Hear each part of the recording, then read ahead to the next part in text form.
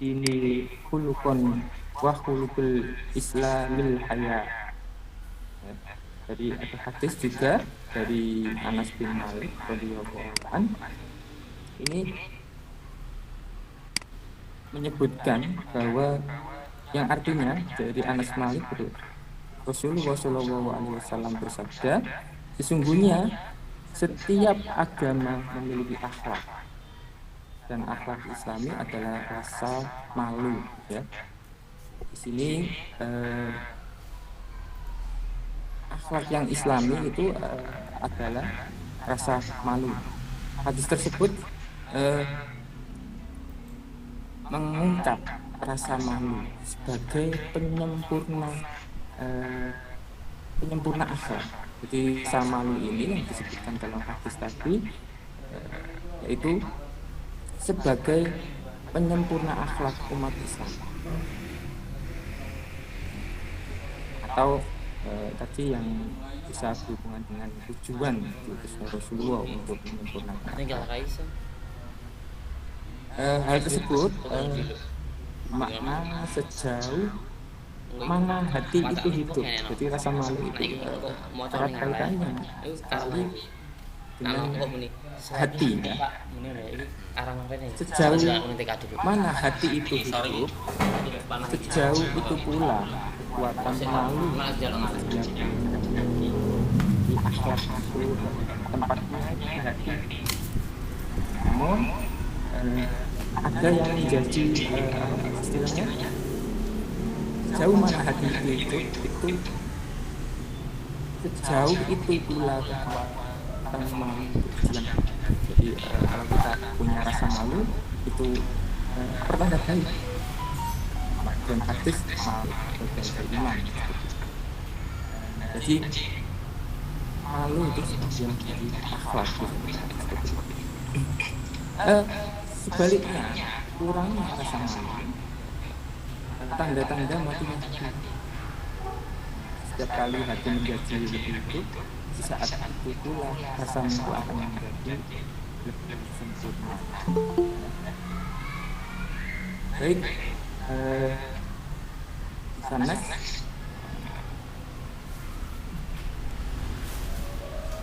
lagi Bun.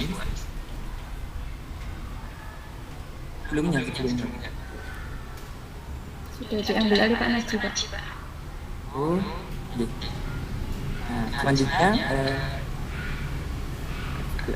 kan sebelumnya innama bu'istu liutamima makarimah akhlak, bahwa sesungguhnya Muhammad itu hanya untuk menyempurnakan akhlak. Ada pendapat juga beberapa ulama akan pentingnya sebuah akhlak atau adab itu sebelum menuntut ilmu. Jadi ada yang berpendapat bahwa Al-Imam Malik berpendapat bahwa ya ibna akhi ta'allamal adab qabla ta'allamal ilmu.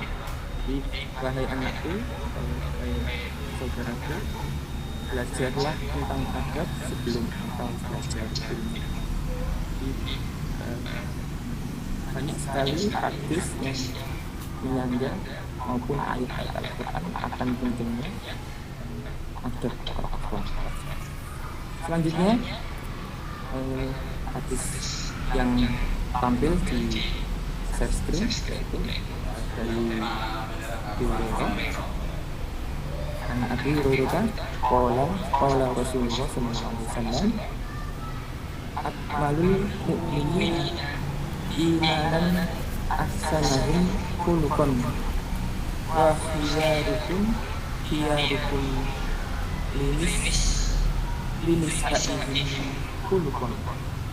Jadi artinya orang paling sempurna adalah ia yang memiliki akhlak terbaik. Yang terbaik di antara kalian adalah yang terbaik akhlaknya kepada sesama. Hadis ini juga menunjukkan bahwa akhlak itu tidak hanya kepada guru, tidak hanya kepada teman, tapi yang paling penting juga adalah terhadap keluarga. Dan selanjutnya itu taqwa wa husnul khuluq. Hadis juga bertakwa kepada Allah dan berakhlak dengan akhlak. Selanjutnya karena khuluqul Quran, yang artinya akhlak beliau adalah jadi Al-Quran seperti itu. Baik, kemudian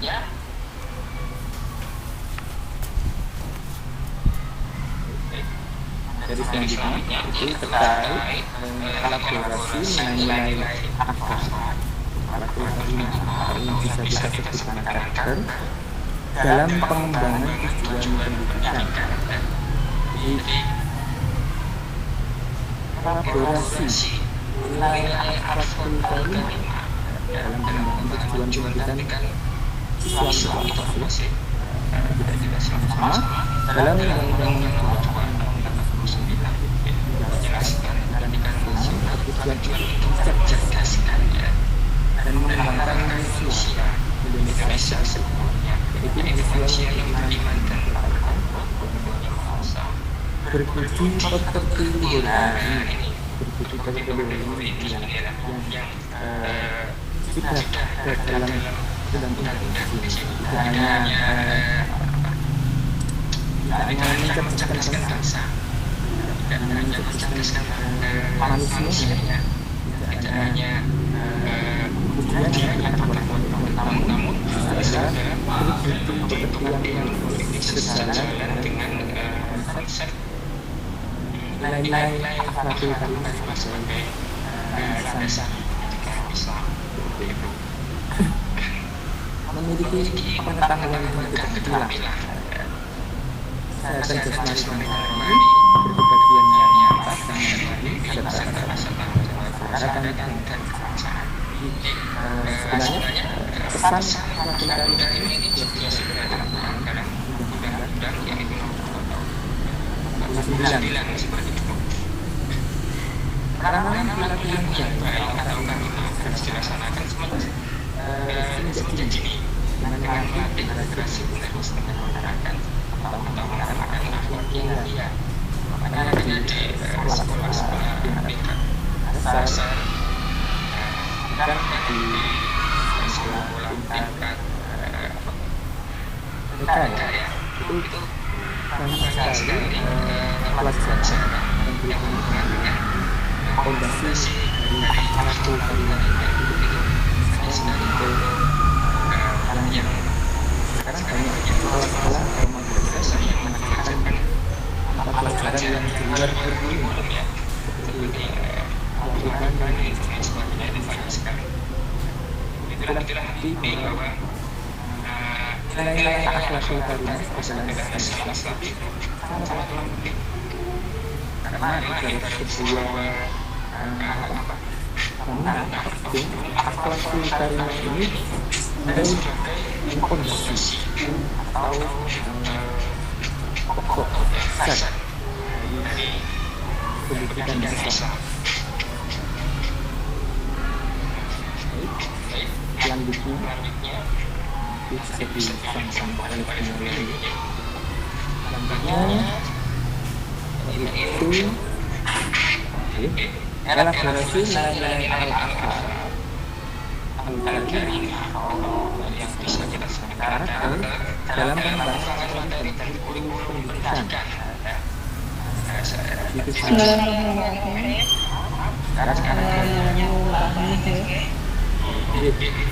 Baik, terima kasih. Elaborasi nilai-nilai akhlakul karimah.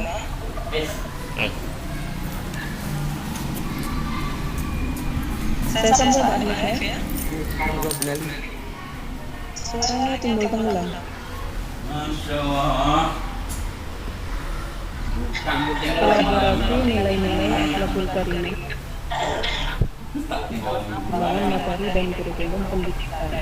Excel itu ya, nah ya. Materi dan kurikulum di lembaga pendidikan tidak hanya berfokus pada pencapaian ketingkatan materi dan tercapaian target kurikulum, tetapi harus juga memasukkan nilai-nilai akhlak, dan pemerintah juga harus merancang kurikulum yang berkaitan tentang cara berakhlak atau bergaul di lingkungan sekitar kita, terutama cara berakhlak sebaya lebih kecil dan lebih dewasa dari kita, sehingga akan dapat menciptakan suasana yang aman dan tentram dengan akhlak yang baik pula. Materi yang dapat dikembangkan antara akidah, akhlak, dan macam-macam akhlak. Bagaimana kita pelajari dalam madrasah kita, mulai madrasah ibtidaiyah. Di antara cara memuliakan orang Islam itu adalah memuliakan orang yang lebih tua, menghargai sesama, dan melayani orang yang sebaya, dan juga orang yang lebih muda dari kita.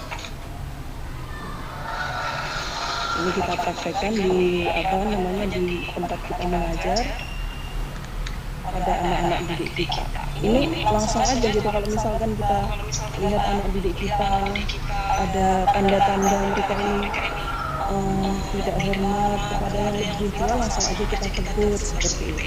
Yang kita bisa lakukan.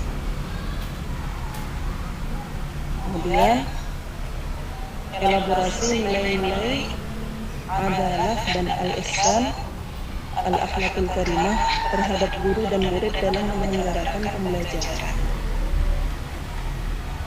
Pengembangan materi dan kurikulum pendidikan dilakukan dengan melakukan penerapan atau mengamalkan akhlak yang baik dalam lingkungan sekolah. Seorang guru harus mampu mengamalkan akhlak yang baik dan menjadi contoh bagi semua murid dalam mengamalkan akhlak mulia, baik di saat proses pembelajaran ataupun di luar proses pembelajaran. Sebagaimana yang sering kita dengarkan, namanya guru itu ditipu dan ditiru. Jadi apa saja yang akan dilakukan oleh seorang guru, baik ketika dia berada di dalam madrasah atau di luar madrasah, itu terlebih dahulu harus dipikirkan, meskipun dia sedang tidak berada di depan murid-muridnya. Kemudian pengamalan seperti itu akan lebih cepat diterima langsung oleh murid karena dapat dilihat dan dipraktekkan secara langsung kepada semua warga sekolah. Jadi mereka itu lebih cepat mendapatkan pelajaran ketika melihat langsung dari gurunya. Oh, guru saya kalau ada seperti ini, yang dilakukan adalah seperti ini. Maka nggak usah dikasih teori-teori, mereka akan mencontoh apa yang dilakukan oleh guru. Kemudian selanjutnya, elaborasi nilai-nilai ibadah dan ubudiyah dalam pengembangan media dan sumber belajar. Media pembelajaran dalam pendidikan agama Islam dapat memperjelas penyajian pesan dan informasi sehingga dapat memperlancar dan meningkatkan proses dan hasil belajar. Dapat meningkatkan dan mengarahkan perhatian anak sehingga dapat menimbulkan motivasi. Contoh, menggunakan media pembelajaran dengan menampilkan video tata cara berwudu dengan menggunakan infocus. Kemudian nanti akan dipertegas dengan praktek langsung oleh guru mata pelajaran. Jadi, misalkan kita menyampaikan materi tentang wudu, syaratnya sudah, sunnahnya juga sudah kita jelaskan semuanya, maka kita akan bawa anak-anak ini ke tempat wudu. Kalau di madrasah ya berarti di kelas itu, atau kita bawa ke depan kelas gitu ya, atau depan sekolah, kita bawakan air, kemudian kita contohkan satu persatu, mulai dari rukun yang pertama niat sampai akhir, lengkap rukun dengan sunnahnya. Pelajaran yang seperti ini akan mudah diterima oleh anak daripada teori-teori yang banyak yang kita sampaikan kepada mereka.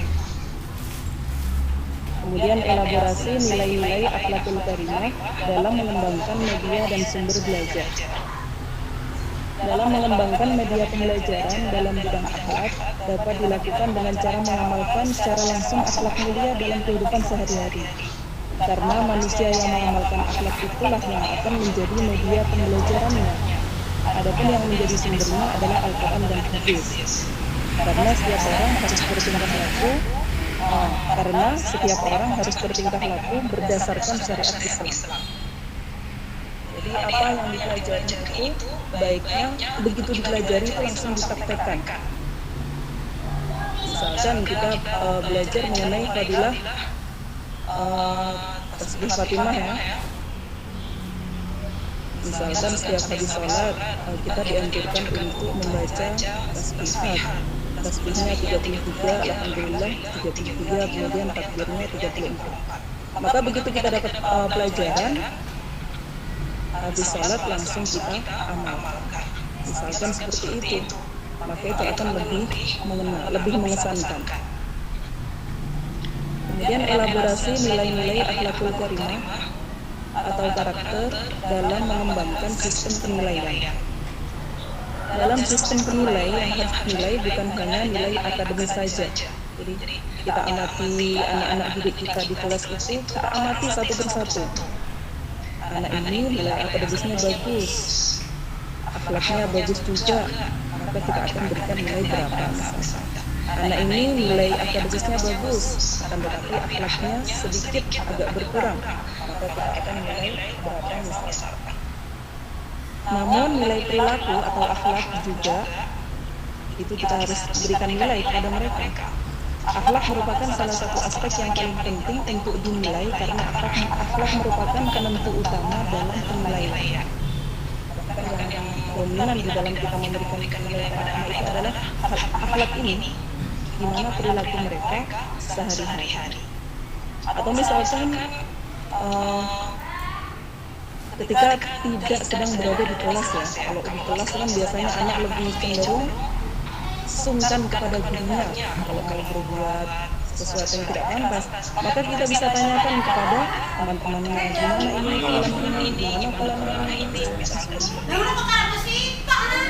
baik akhlak maka baik pula nilai. Jadi kalau akhlaknya baik maka kita akan memberikan nilai yang baik. Setiap orang yang ada di lingkungan hidup kita, baik akhlaknya, baik pula penilaian yang kita berikan kepada setiap orang yang ada di lingkungan hidup kita, begitu juga sebaliknya. Kalau buruk akhlaknya berarti dia mempunyai nilai yang rendah. Jadi harga seseorang itu dilihat dari akhlaknya. Demikian presentasi dari kelompok 5. Saya menjelaskan bersama tadi. Sekian. Assalamualaikum warahmatullahi wabarakatuh.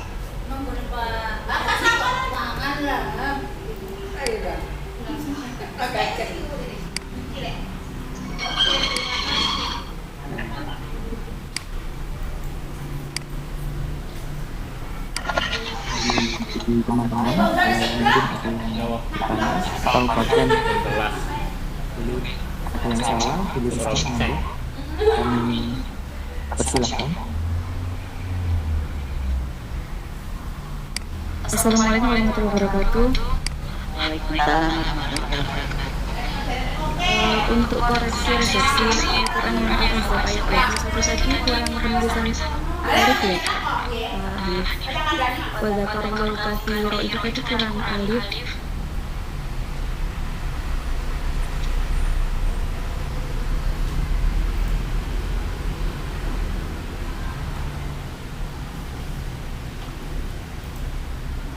Dan yang ingin saya tanyakan, sudah buka saya pertanyaannya Pak? Sudah. Gini, untuk undang-undang tentang tujuan pendidikan nasional tadi, apakah tidak ada undang-undang yang terbaru? Kenapa harus memakai undang-undang tahun 1989 yang sudah lama sekali kan? Setahu saya sudah ada undang-undang tentang tujuan pendidikan nasional yang terbaru. Jadi kalau bisa diberi undang-undang yang terupdate atau terbaru. Terus yang kedua itu tentang rasa malu ya Pak. Tadi dijelaskan oleh Pak Anif bahwa sejauh mana hati kita hidup maka akan hidup pula rasa malu atau berdiam diri rasa malu dalam diri orang tersebut. lalu ukuran rasa malu seseorang itu seperti apa? Maksudnya adakah standarisasi untuk ukuran rasa malu atau misalnya kayak gini, contohnya seperti ini, ketika ada biasanya juga namanya siapa gitu, kadang anak kecil seperti itu malu yang benar. Kita luruskan seperti itu. Terima kasih Pak Hanif dan teman-teman. Mohon maaf jika ada yang salah. Lalu untuk materinya tadi saya cek lagi ya Pak. Soalnya sepertinya saya salah copy, tapi saya cek lagi dulu sebentar. Terima kasih.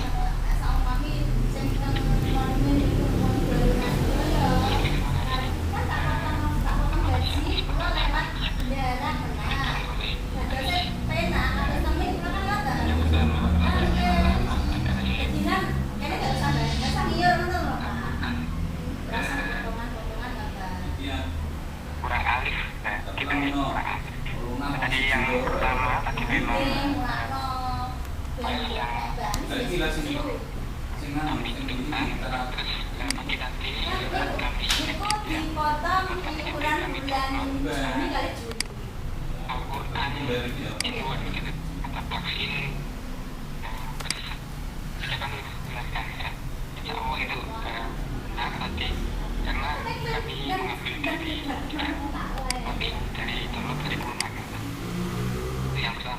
tadi yang dilakukan Bu Anis tadi itu kopian yang pertama.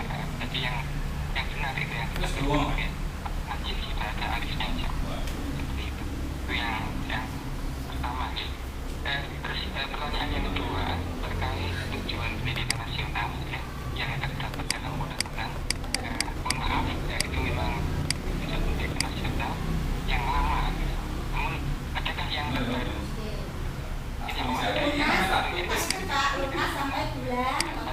Dalam Undang-Undang Nomor 20 Tahun 2003 yang terbaru itu Nomor 20 Tahun 2003 yang insya Allah isinya nggak jauh beda, masih ada mengedepankan aspek